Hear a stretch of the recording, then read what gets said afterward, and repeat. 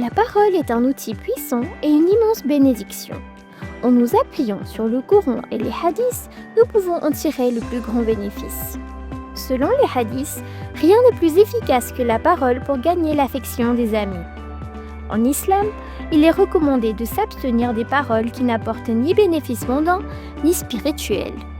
En revanche, il est fortement encouragé de prononcer des paroles utiles et bénéfiques pour ce monde et l'au-delà.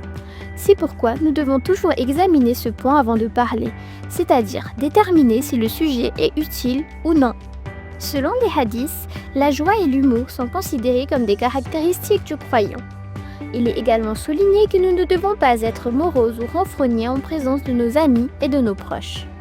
Bien sûr, il est important que nos plaisanteries ne causent ni offense ni douleur aux autres. L'une des erreurs lors d'une plaisanterie est de mentir ou de remettre en question la vérité sous prétexte de faire rire.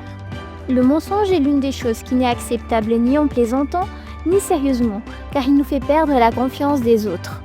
En revanche, la sincérité ouvre les portes de la foi devant nous et donne à notre entourage l'assurance de pouvoir écouter nos paroles avec confiance.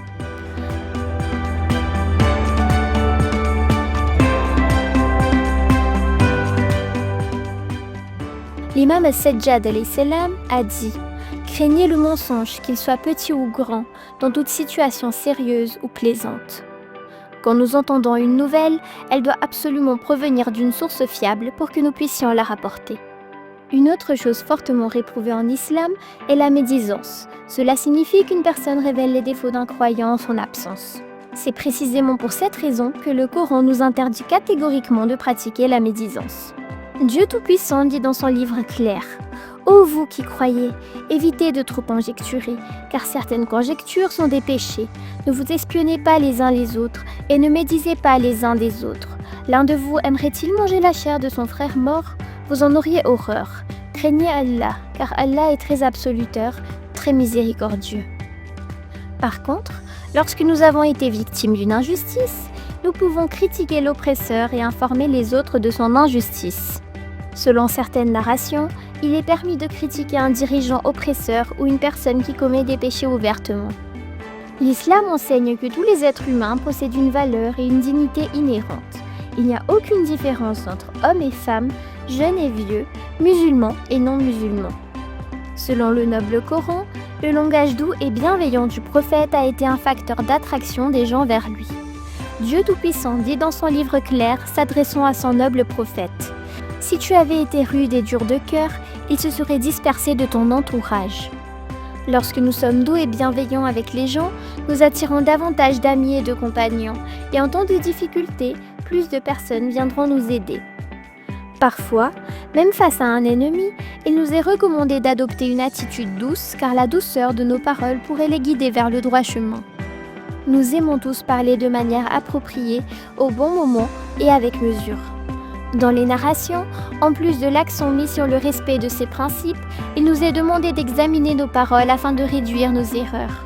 La raison en est que, une fois qu'un mot est prononcé, il ne peut être repris et rien ne peut être fait pour le réparer. Il faut toujours réfléchir à ce que nous allons dire et l'examiner sous tous les angles avant de parler. Nous devons considérer l'impact que ces paroles auront sur notre entourage et sur nous-mêmes. Et consacrons aussi du temps à revoir les paroles que nous avons prononcées auparavant pour évaluer si nous aurions pu parler de manière meilleure ou non. L'une des recommandations importantes de notre religion est de nous appeler les uns les autres par des noms honorables, et veillons à ne pas utiliser de surnoms offensants les uns contre les autres. Après avoir embrassé l'islam, nous choisissons un nom digne pour nous-mêmes afin que nos amis nous appellent désormais par ce nom. Les narrations disent que le meilleur discours est celui qui utilise des mots simples et compréhensibles, et qu'il soit joliment composé afin que les gens soient impatients de l'entendre. Pour transmettre notre message aux autres, utilisons les mots les plus proches de notre intention, évitons de nous égarer dans des digressions et ne parlons pas excessivement. De même, les narrations insistent sur le fait que nous devons davantage écouter que parler. Et en même temps, nous ne devons pas interrompre les autres au milieu de leurs paroles, particulièrement envers les parents, les aînés, les enseignants et les mentors. Et enfin, prononçons des paroles que nous sommes capables de mettre en pratique. Et si nous ne sommes pas capables de mettre en pratique une parole, ne la prononçons pas.